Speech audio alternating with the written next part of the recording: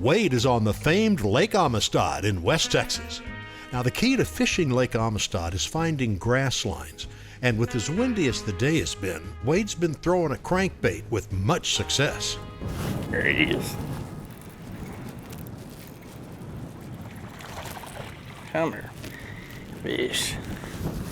Sitting in that little trough.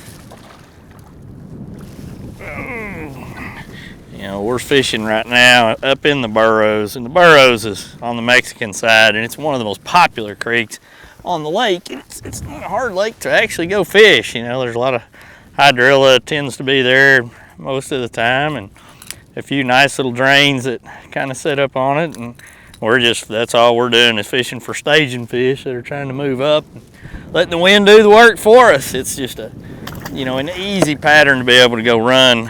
And I'm throwing a bait that I've caught them over here for probably the last decade on. It's just a Spro Little John, and gets down there about 8-10 feet deep, and it just hunts a lot of bites in this type of a situation when that water temperature's in that middle 50s. It's got the perfect action for what I'm trying to do to catch pre-spawn fish.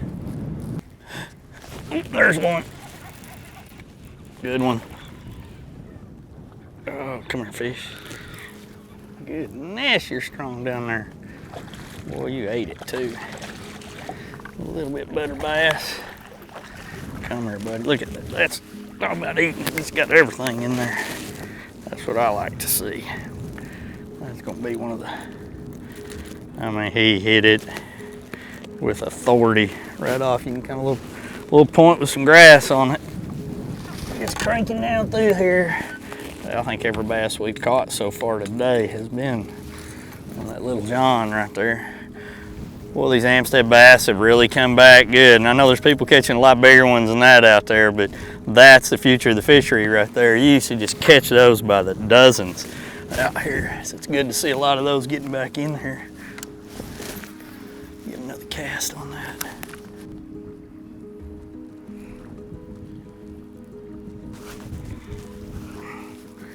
Right at the boat. I don't have, what I have out's pretty much when he bit it. He nailed it. We got outside that grass line. Looks like that grass right now is out there in about 12 foot of water, kind of ending. And then we got us a little drop off right there on him. And once again, a lot of little males. But we can get right along the edge of that grass, we seem to get a bite. Which makes all the sense in the world.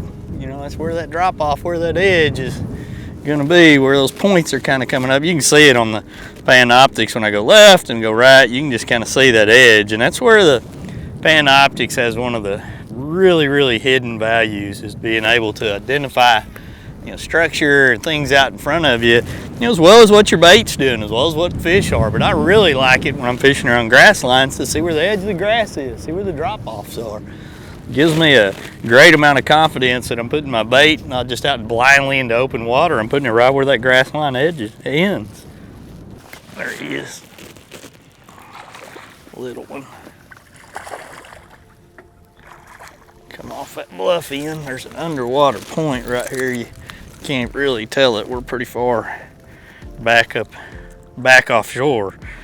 And that little underwater point and that drop off, it really, it comes out about 5 to 8 feet deep, and then all of a sudden goes to 30 right here. There's a little bit of scattered brush and grass on it. I thought I'd ease over here, maybe catch a monster. Missed one on the first cast, and that one there got it on the drop off. I'm seeing a few things suspended down there.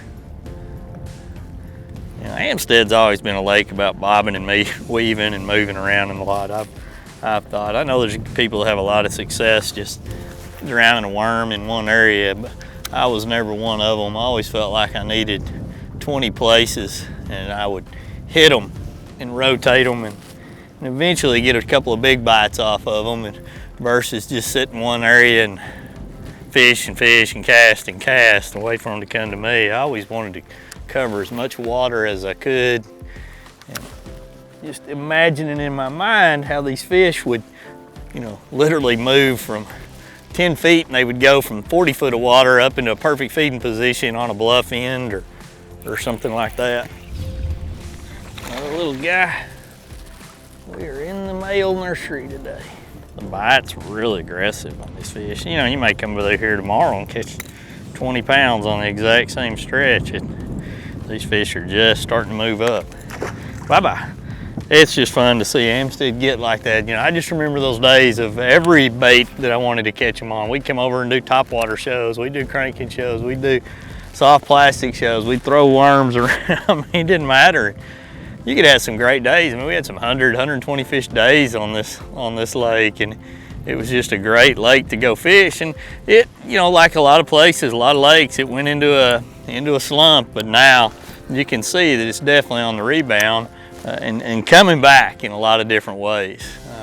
May not have caught any big ones so far today, but we're starting to get a lot of bites, which is, you know, something that you couldn't do there for a while on Amistad, you know, as far as catching keepers. So to see the lake kick back the way it is and to see the quality, you know, these fish, you can tell they're healthy, they're you know, full of energy, they look good.